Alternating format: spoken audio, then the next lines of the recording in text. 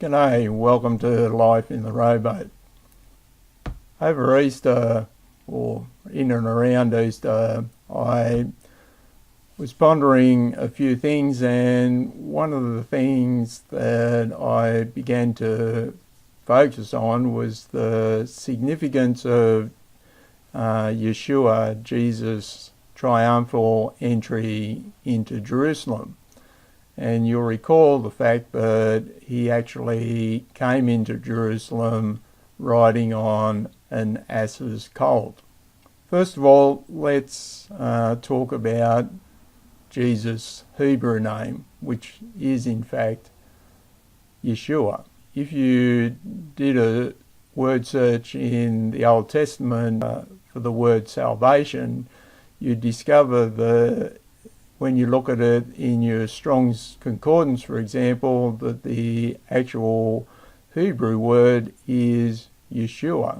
That in itself is an amazing reality, that as we're reading through the Old Testament, when we see the word salvation, many times it's actually the Hebrew name of Jesus, Yeshua. What does the Hebrew word Yeshua actually mean? Well, of course, as I've already mentioned, it does mean salvation, but it means more than that. It can mean welfare, prosperity, deliverance, and victory. Let's come back to our picture of Yeshua, salvation, or deliverance, welfare, prosperity, and victory, riding into Jerusalem on an ass's colt. So what's the significance of the ass's colt? Well, a colt is simply the name for a young animal. It can be a young horse or a young ass. It's a young ass that Yeshua is actually coming into Jerusalem seated upon. And in Hebrew, the word ass has this amazing word picture. And this is what it is: strength of the covenant, revealing life. Strength of the covenant, revealing life.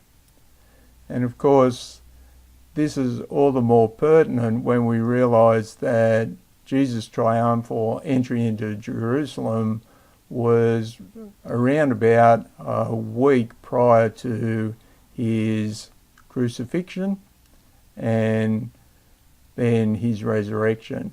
That's the picture that we can actually obtain from Jesus' triumphal entry into Jerusalem. It is in fact a picture of he who is our deliverance, our salvation, our welfare, our prosperity, and our victory, riding upon the strength of the covenant, revealing life.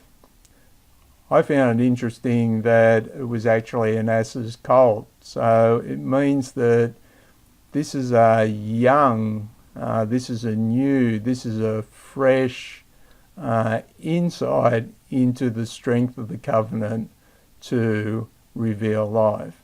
And while the covenant of God stretches back way back, the reality is that Yeshua came to reveal in a very new way and in an incredibly powerful way the strength of that covenant to reveal life.